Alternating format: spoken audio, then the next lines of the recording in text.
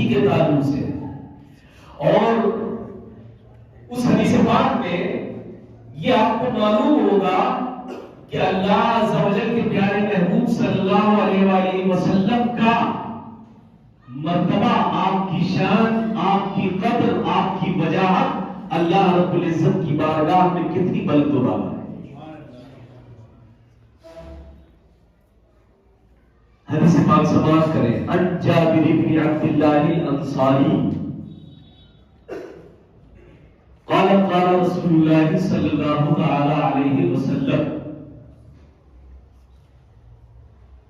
اعطیت خمسا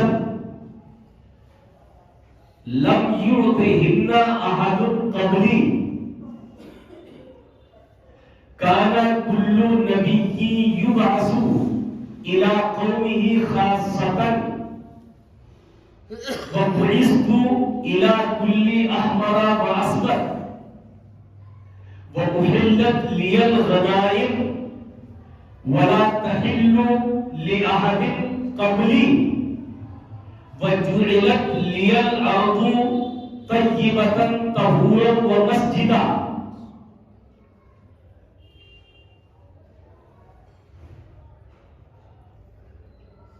أيما رجل أدركته الصلاة صلى حيث كان وَنُصِرْتُ بِالرُّعْبِ بَيْنَ يَدَيْ مَسِيرَةَ شَهْرٍ وَأُعْطِيتُ الشَّفَاعَةَ. صدق رسول اللہ صلی اللہ علیہ وسلم. حضرت جابر بن عبد اللہ انصاری رضی اللہ تعالیٰ عنہ سے حدیث پاک نبی نے آپ فرماتے ہیں رسول اللہ صلی اللہ علیہ وآلہ وسلم نے ارشاد فرمایا اعطیت خمسا، مجھے 5 چیزیں عطا کی گئی. مجھے 5 چیزیں عطا کی گئی. لم یعطہن احد قبلی، وہ 5 چیزیں مجھے عطا کی گئی کہ مجھ سے پہلے کسی نبی کو بھی وہ چیزیں عطا نہیں کی گئی. مجھے 5 ایسی چیزیں عطا کی گئی کہ جو مجھ سے پہلے کسی کو بھی نہیں عطا کی گئی. سب سے پہلی چیز اللہ کے رسول صلی اللہ علیہ وآلہ وسلم بیان فرماتے ہیں کان کل نبی یبعث الی قومہ خاصۃ. فرماتے ہیں کہ ہر نبی کو خاص طور پہ اس کی قوم کی طرف ہی بھیجا جاتا تھا.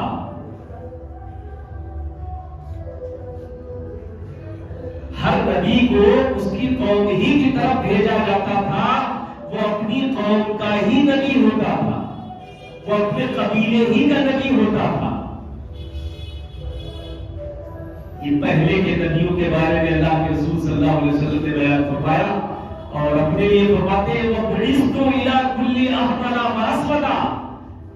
اپنے بارے میں فرماتے ہیں پہلے یہ فرمایا کہ ہر نبی کو خاص طور پہ اس کی قوم ہی کی طرف بھیجا جاتا تھا اور مجھے ہر گورے اور کالے کی طرف بھیجا گیا ہے.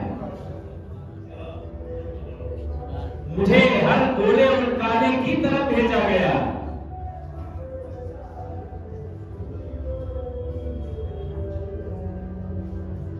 اور کئی حدیثیں ہیں جن میں اللہ کے رسول صلی اللہ علیہ وسلم نے ارشاد فرمایا کہ مجھے سارے لوگوں کا نبی اور رسول بنا کے بھیجا گیا. اِلَىٰ كَافَّةً لِلنَّاسِ، تمام لوگوں کے لیے، چاہے وہ گورے ہو، چاہے وہ کالے ہو، چاہے وہ چھوٹے ہو، چاہے وہ بڑے ہو، چاہے کسی قبیلے کے ہو، چاہے کسی خاندان کے ہو، چاہے کسی قوم کے ہو، ہر شخص کے لیے مجھے نبی اور رسول بنا کے بھیجا گیا. مگر پہلے کے نبی اپنی قوموں کی طرف بھیجے جاتے ہیں.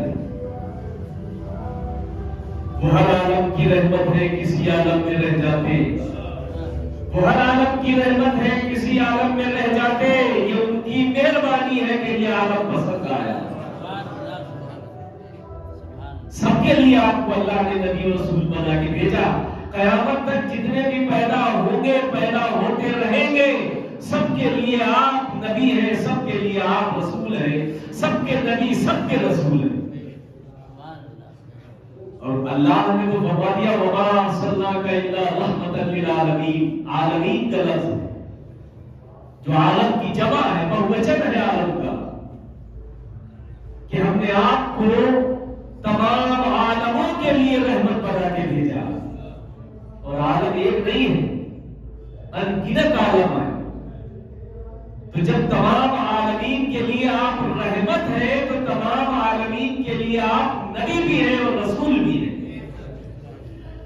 آپ کی نبوت و رسالت سب کو شامل ہے، جیسے آپ کی رحمت ہر عالم کے لیے شامل ہے، ایسے ہی آپ کی نبوت و رسالت بھی ہر عالم کے لیے شامل ہے۔ پھر آگے اللہ کے رسول صلی اللہ علیہ وسلم ارشاد فرماتے ہیں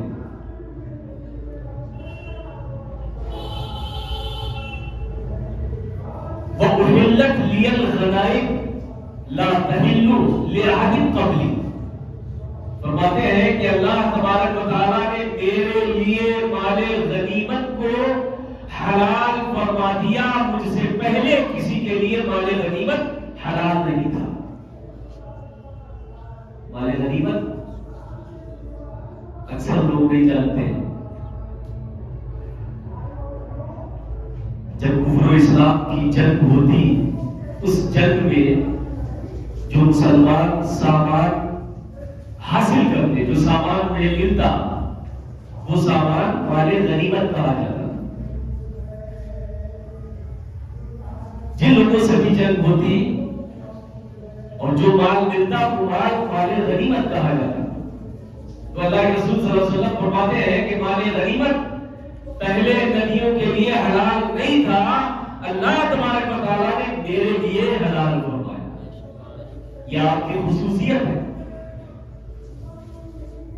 یہ آپ کا خاصہ ہے جو کسی اور کو حاصل نہیں ہے۔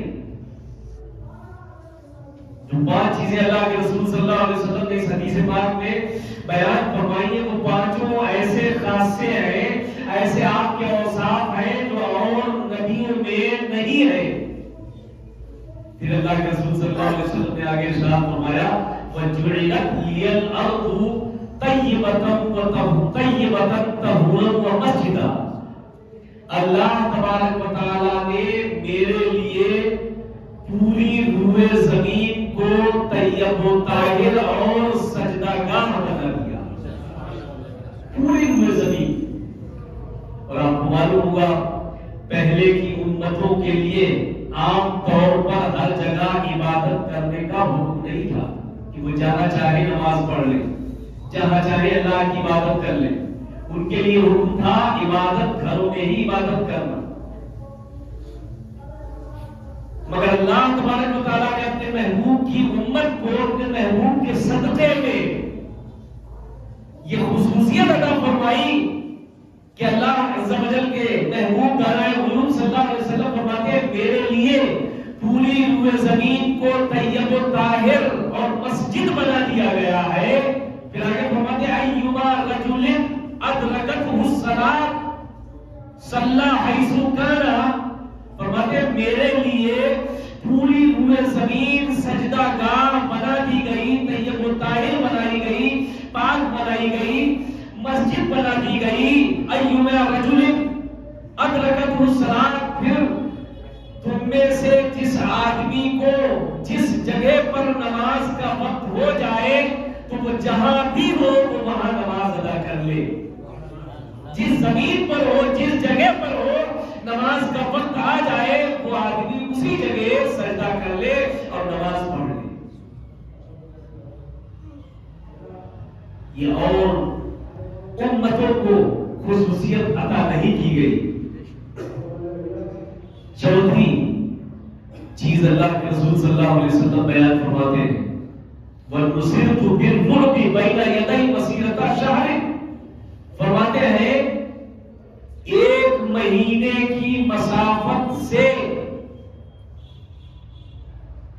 میری رعب کے ذریعے سے مدد فرمائی گئی، 1 مہینے کی مسافت سے رعب کے ذریعے سے میری مدد فرمائی گئی۔ پانچواں خاصہ وَأُعْطِيتُ الشَّفَاعَةَ، اللہ کے رسول صلی اللہ علیہ وسلم فرماتے ہیں اور اللہ تبارک و تعالیٰ نے مجھے شفاعت عطا فرمائی.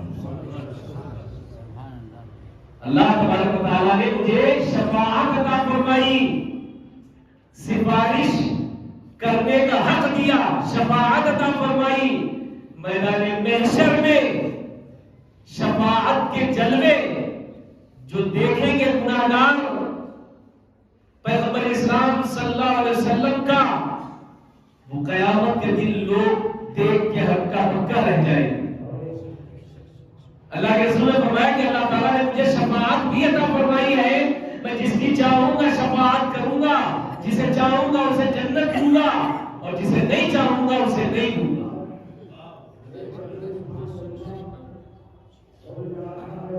اور استاد زبان حضرت علامہ حسن رضا بریلوی علیہ رحمۃ الرضوان نے ایک شعر کہا ہے تو مجھے فی الوقت یاد آ گیا. آپ فرماتے ہیں فقط اتنا سبب ہے انعقاد بزم محشر کا. شعر سمجھے آپ کو مزہ آ جائے گا، ایمان تازہ ہو جائے گا. اور جو لوگ شفاعت کا انکار کرتے ہیں وہ یہ کہتے ہیں کہ کوئی کسی کی شفاعت نہیں کرے گا، سفارش نہیں کرے گا. حقیقت تو یہ ہے کہ حقیقی شفاعت کا مالک تو اللہ تبارک و تعالی ہے ہی. آپ یہ بات سمجھے، حقیقتاً ہر چیز کا مالک، ہر چیز کا مالک اللہ تبارک و تعالی ہے. شفاعت کا مالک بھی حقیقی اللہ تبارک و تعالی ہی ہے، مگر وہ اپنے کچھ خاص بندوں کو ان کا مرتبہ، ان کی شان ظاہر کرنے کے لیے شفاعت عطا فرمائے گا. ورنہ حقیقی شفاعت کا مالک پروردگار عالم ہے، رب العالمین ہے، اس سے کسی کو انکار نہیں.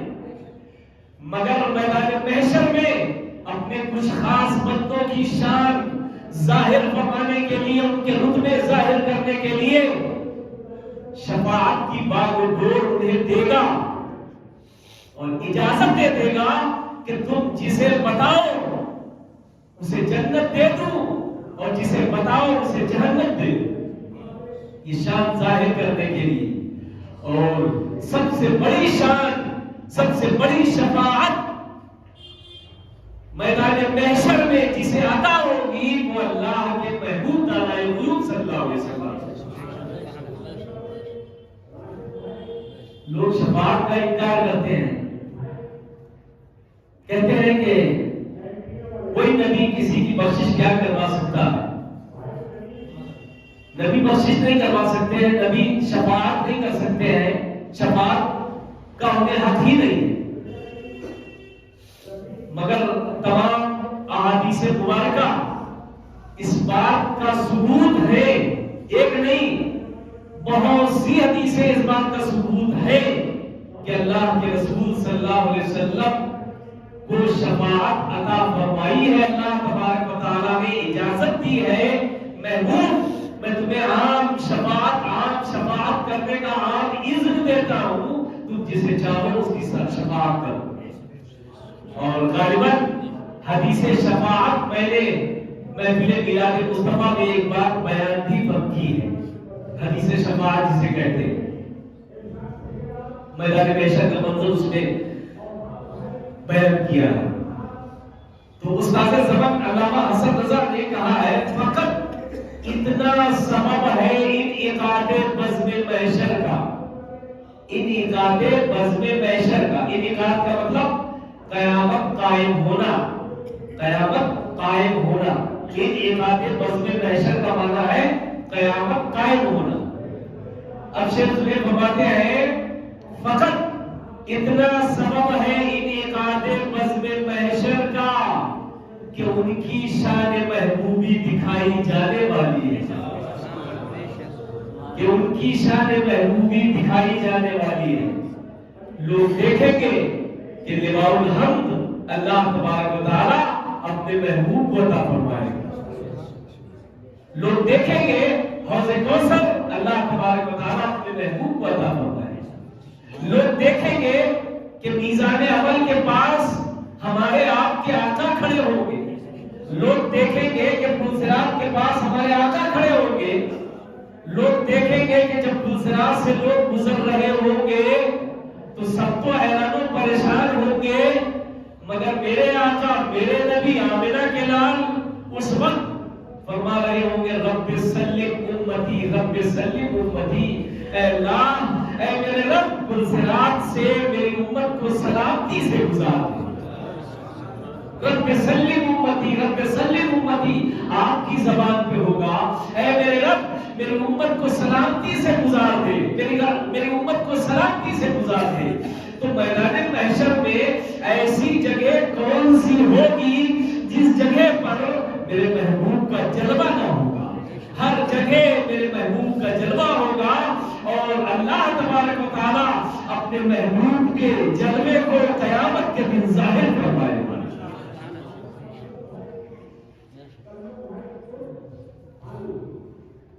اعلیٰ حضرت امام احمد رضا خان فاضل بریلوی علیہ رحمۃ و رضوان فرماتے ہیں رضا پل سے اب وجد کرتے گزریے.